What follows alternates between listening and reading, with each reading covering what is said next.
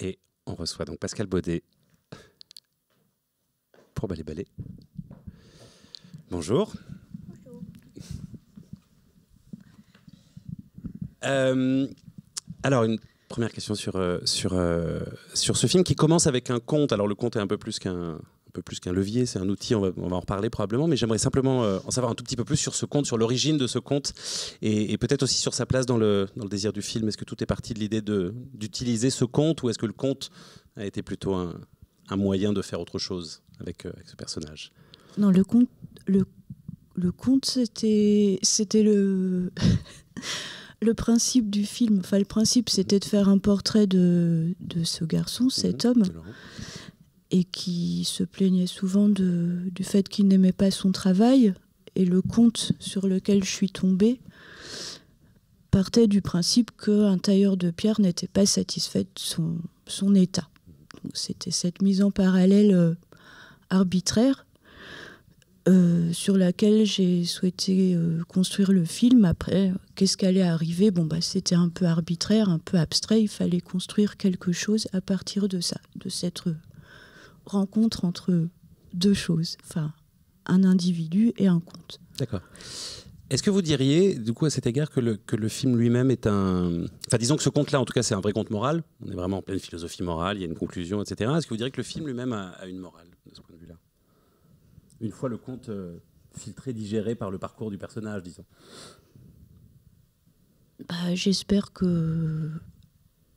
Moi, je ne sais pas si le conte a une morale. Ce qui m'importait, c'est que Laurence l'approprie et qu'on s'intéresse à ce qu'il pouvait en tirer, ou en tout cas, comment il pouvait se l'approprier. Moi, je ne sais pas du tout si le conte a une morale. Il me semblait... Parce qu'en plus... Lui, en tout cas, se pose, disons que c'est peut-être aussi la première chose que ça lui inspire, c'est qu'il interroge la morale du conte. Quand il en parle à ses deux filles, quand il en parle à sa femme, il l'interroge aussi pour savoir si cette morale est censée lui parler. C'est-à-dire que si lui est à l'image du fameux tailleur de pierre, est-ce qu'il est un insatisfait comme lui? Est-ce qu'au contraire, c'est comme il le dit très joliment à un moment, le parcours de ce tailleur de pierre à travers toutes ses autres possibilités de vie, c'est un apprentissage à chaque fois, et qu'au fond, c'est presque... Enfin, il le lit comme ça à un moment, je trouve ça assez beau. Finalement, il redevient tailleur de pierre, mais avec l'expérience de toutes ses autres vies possibles.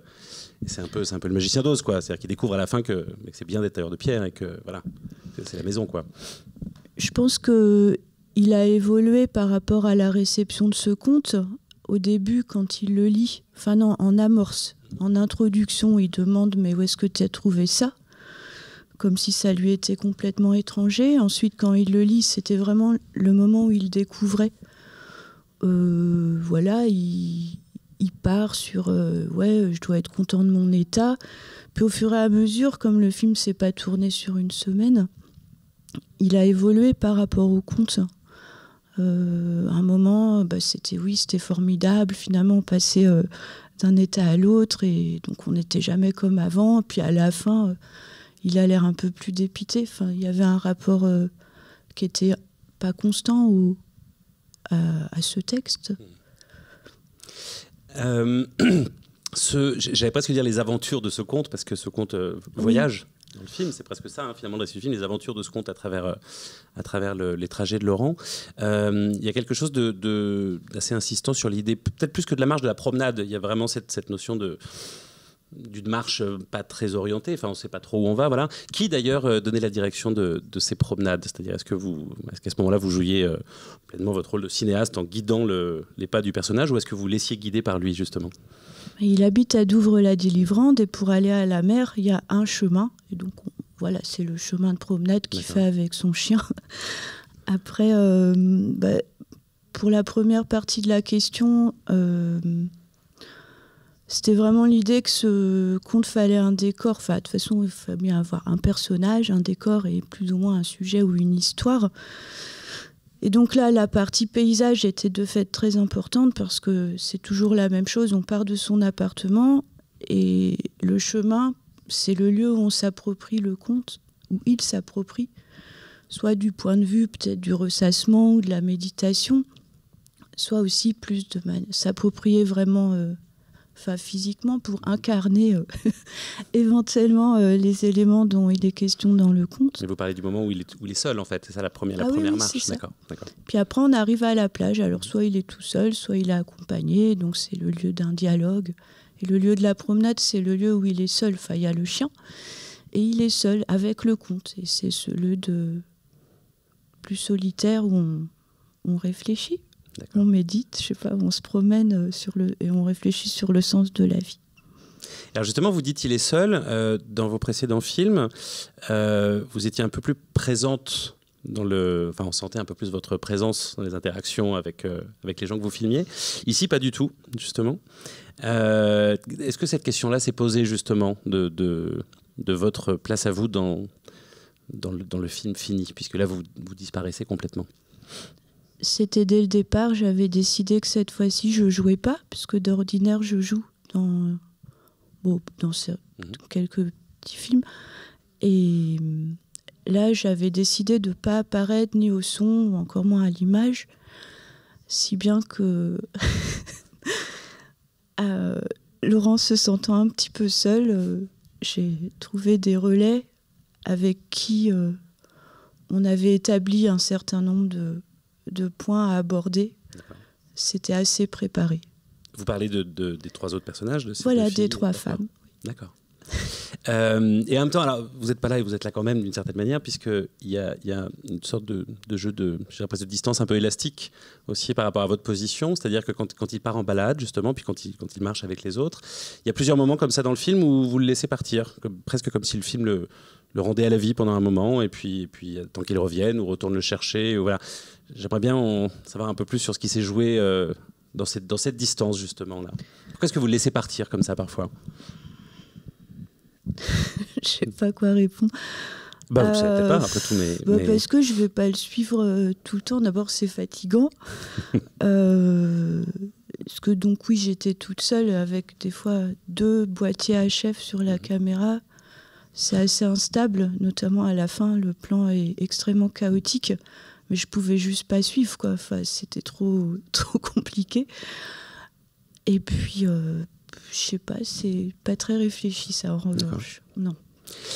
Et le chien, parce que vous suivez le chien aussi. On suit ce qui bouge. Bah oui, mais ce qui vit. Parce que c'est presque un appendice au conte, ces moments-là, quoi. On a presque l'impression, vous voyez, puisque la question, c'est aussi la question de la ligne qu'on suit, de la vie, du destin, etc. Et puis soudain, il y a ces embardés. Vous voyez, on suit le chien, on ne sait pas où va le chien, mais... Enfin, bref, voilà, c'est peut-être moi qui théorise aussi un peu beaucoup sur ce film qui est... Mais, voilà. Donc ces moments avec le chien, vous avez simplement suivi ce que vous aviez envie de filmer à ce moment-là, et puis ce qui... Très bien. Y a là aussi, je pense à vos précédents films.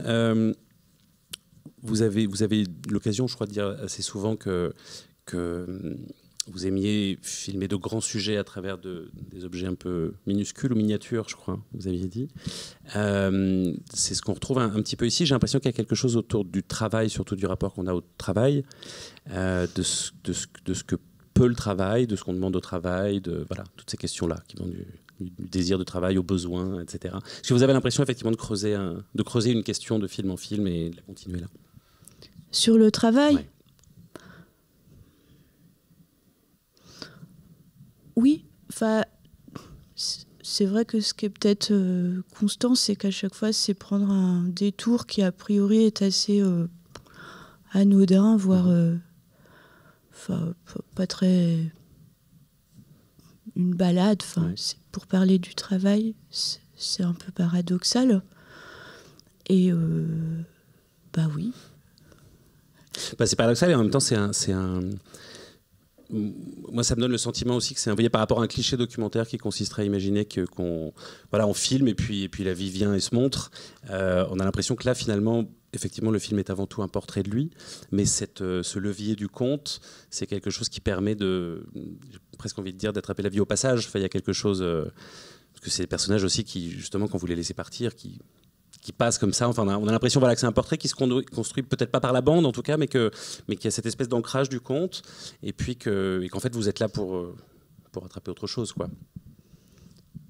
Non, par la bande, c'est bien. C'est effectivement ça. D'accord. Enfin, le cadre était très strict, alors après, il faut laisser un peu d'air. Je me posais une question sur la musique aussi, qu'on entend peu dans le film, mais qui est très présente et qui termine notamment le film. Quelle direction avez-vous donné c'est Olaf Hund, je crois, qui a fait la musique? Oui, Comment c'est est-ce que vous avez Olaf discuté Hund. de ce qu'était votre désir là-dessus? Je lui avais demandé un morceau plus électro. Je ne connais pas grand-chose à ce genre de musique. Et il m'avait donné les stems, en fait. Tout. Il n'était pas très content parce que j'avais un peu bidouillé. Qu'est-ce que je pourrais dire d'intéressant?